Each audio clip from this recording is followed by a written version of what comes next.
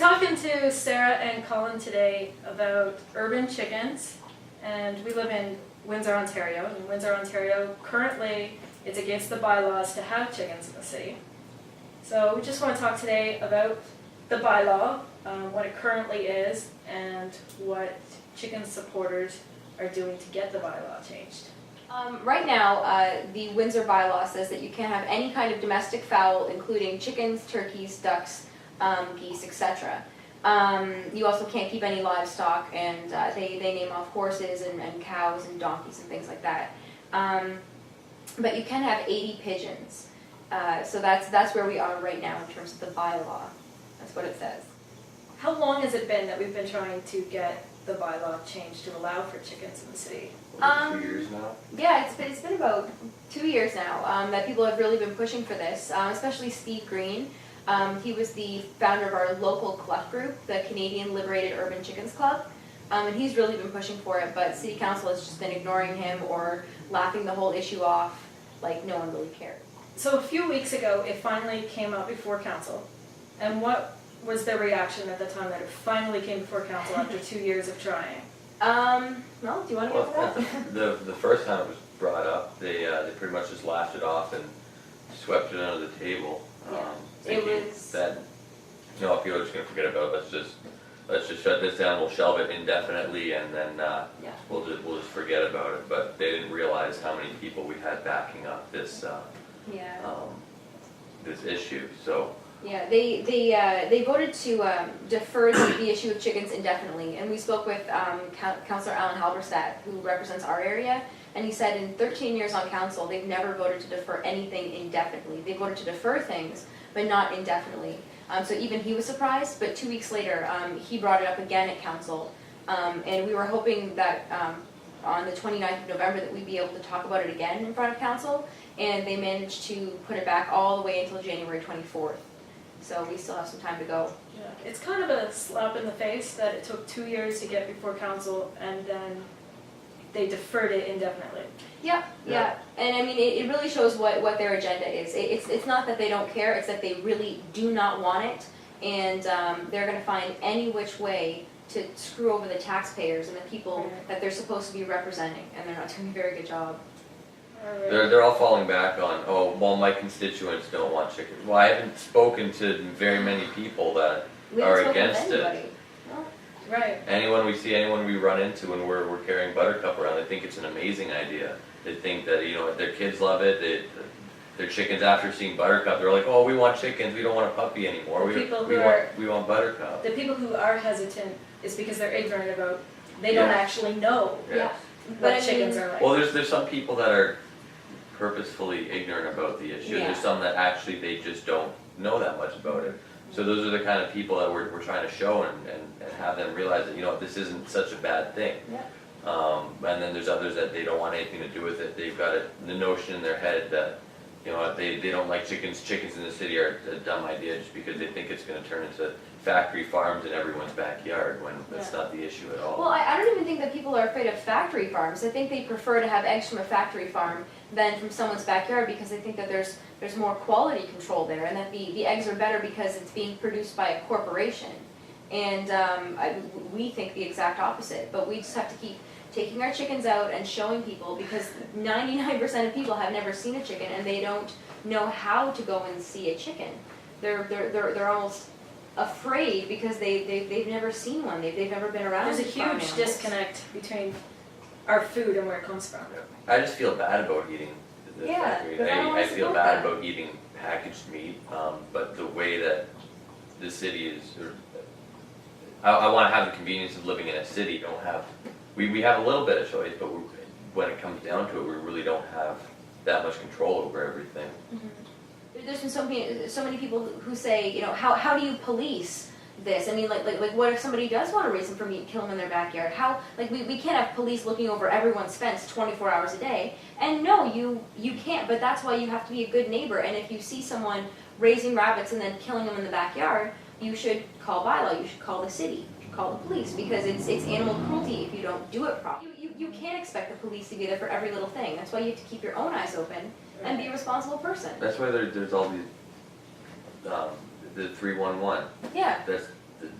the purpose, Contact the one of the city. purposes of that is so that people can police themselves, and it's an important The part. city here makes it very easy to call in. Yeah, you just report call in things. and report, that's why You everyone, can do it up on the internet, whatever. yep, and all the people are saying, well, then we have to They might spend not more money on respond to it very bylaw. and- quickly. Well, see, that's the thing. We were at one of the council meeting on the 22nd, I think, and an issue came up separate from the chicken issue, where one of the city officials was asked, how long is the average wait time between a complaint and the complaint being answered by the bylaw enforcement? And they said 2 weeks. Then they also said there's 480 some odd complaints that still haven't been answered by bylaw, so it's backing up. And I guess someone called to complain about our chickens, and within 2 days they were at my house. In 2 days. I think they only responded because it's in the media. Yeah, Right, that yeah, is. that's what we think. You know, we've covered what the bylaws are here, so what are some of the bylaws you are familiar with from other cities? There's a city over in Europe that gave 3 hens to 2,000 families, and it was the municipal government that did it, to Combat poverty. yeah, and to have these Right. people just raise these hens and eat the eggs, really to help fight poverty. So they're allowing it. I know Kalamazoo is working on it, and Madison Heights just this past week they okayed it, and that for the next 2 years. Yeah, of all places, Madison Heights, like it's not. It's a not very a- upscale. Yeah, Or- it's an place. upscale Yeah, it's not suburb of Detroit, right? exactly. Mhm. And the very rich people live there, so I think that's why they fought it for 2 years. And that's what, like a 20-minute drive from here? If yeah, I think that? so. Yeah, it's it's not just very across the far. border, but it's a Yeah. beautiful area, and only for 2 years. Anybody can keep up to 3 hens or 3 chicks, no roosters, and they have to be registered with the city. And then after 2 years, the city is going to take a look at it and see how it went. And if it's been successful, there haven't been any complaints, then the project will just be written into law. And if it has been a problem, then they're going to write it out of the law. But I mean, I really don't anticipate there being any kind of problem, and that's Well, what we want here. Is that in Calgary where Paul Hughes is from? Yeah. They're doing a pilot project out there? Yeah, Paul Hughes, I think in June, he was issued a ticket from the city of Calgary for keeping I think he had 4 backyard hens, and he refused to pay his ticket. And I guess he fought the city on it, and now he's fighting the province, because the province has a law where they give power to the municipalities to govern the keeping of livestock and the keeping of animals and things like that. So each city can be different, and he's actually challenging the provincial government on whether or not they actually have the authority to let the cities make the call on what kind of animals you can and cannot keep in a yard, especially for livestock. So that law, that trial, I guess, is going ahead. We're still reading over the legal proceedings, it's very long, but we certainly wish him luck. And I mean, he's got guts to go that far, but he's very passionate about it. And it's not just about we want to keep a couple of birds and there shouldn't be a problem. It's food security, and we have the right to be able to have access to safe and healthy food, and not to be forced to eat food that is low quality or poisoned, because essentially it is poisoned. Right. And so he's fighting for that. So if he wins, that could spread across all the other provinces, because you would have you would already have that case. You'd have case law, you'd have precedent, and so then we might even be able to try it in Ontario. What other major cities in North America do you know of that are allowing them right now? Chicago, I think Los Angeles, Miami, Vancouver, New York, all over the place. Big All over cities. the Big area. cities. So like, Yeah. what makes Windsor so different from those big cities? We have the highest unemployment rate in Canada. We have poverty. We have a lot of poverty. We have lack of education. We have poor health care. We have poor health. So it's really not helping. But I think we still have the mentality that we're just so stubborn that we think that we're too good for chickens because we are a world-class city. But we're not acting like it because we're not very open-minded, and we're not allowing the diversification and the investment. We're stuck on this very narrow track, and we're too narrow-minded to see that we're about to go over the side of a cliff. And it's not that there aren't people that want to move in that direction, it's that the powers that be aren't allowing that to happen. Exactly. Yeah, and these powers that be, we've elected them, unfortunately, and they're not doing their job. They're not representing us. our representative, he's doing a very good job. Yeah, your representing the city. representative is listening. Yeah. He's not just listening, he's fighting for us, Yeah. which is really nice. And he's to have making some someone- enemies on council because Yeah. he's so persistent with this.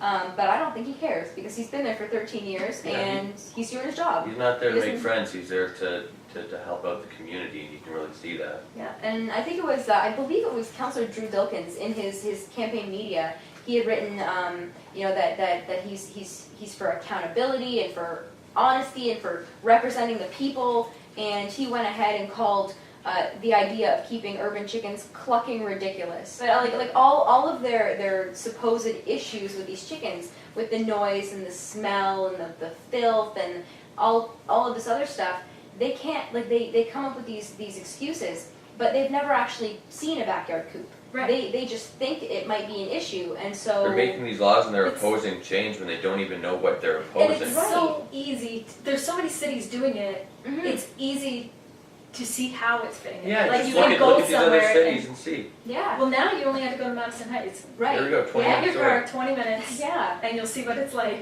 in yeah. a nice city. Well, No, we, these councillors refuse to even come and see our setup. yeah, we've We've only had had two two. councillors come out, they all Yeah. refuse to even check it out. You know what, it'd take 20 minutes out of your day. Yeah, or stop by on your way home after work, but they won't. They Yeah, won't we're even right, come by. we're right next to City Hall, it'll take them Yeah, 5 minutes. You're a very convenient location in the Yes, city. yeah, we personally invited them, and most of the time they don't return emails or phone calls. They just don't care. They think that it's just a joke that we When this want comes it. before city council in January, Yeah. again, then will be the citizens, supporters speaking We'll before be able this? to speak about it, Yeah. yeah. So we're really encouraging anybody at all who wants to speak on this, even if you don't really know what to say, except I wouldn't mind if my neighbor had them. All you have to do is call 311 and ask to be put on the speakers list. We need for as many that people issue. as we possibly can. If we get They don't 100 have people to- up there speaking. Right, as you said, they don't have to be. be people who want chickens themselves. Right. People who say, I don't care if my neighbor has chickens. Yeah. And another quote from Drew Dilkins, and one of the reasons that he voted to just shelve it indefinitely, was that we don't need city chickens because it will only benefit a handful of people. And to me, if it benefits one person and harms no one, that is the Right, I don't reason see Yeah, that's to allow it to go forward. So don't It make a doesn't big make deal sense. about it. Like, Yeah, and sign Yeah. off on this and let it. Yeah, I mean, there are plenty of things that only benefit a small handful of people. Yeah, and honestly, people make such a big deal about this as if suddenly all their neighbors are gonna have chickens. Yeah. It's not. It's probably gonna happening. be 2 or 3 dozen families in the whole city Yeah. will go out and get chickens Yeah, We that's want to within be a allowed few to months do of so, being yeah. allowed to. Yeah, that's it. Chances are your whole neighborhood isn't gonna have chickens. No. So what is next as far as? Well, what we're trying to do is get our chickens out in the media as much as possible, talk to people, and I guess lobby for getting Yeah. this bylaw changed. What we need to do is just show people the evidence and show people that it's really not as bad as everyone thinks. And whenever someone comes here that initially has bad thoughts about it, they get here and they're like, wow, this actually isn't that There's bad. not- I don't yeah, know. I don't. yeah. They get confused as to what the big deal was. Yeah. And that's what we're trying to show people. It's not a big deal. Right. It's a couple birds in your backyard. You know, you can have 2 huge dogs in your backyard that poop all over the place and bark all the time, and that's perfectly fine. But you can't have a couple chickens that barely make a noise, Yeah. and they don't smell or anything. What we're looking to do in the near future, we're going to look to partner with a corporation that owns a lot of land in the city, and we want to start putting up community gardens on that land because right now they're not using it.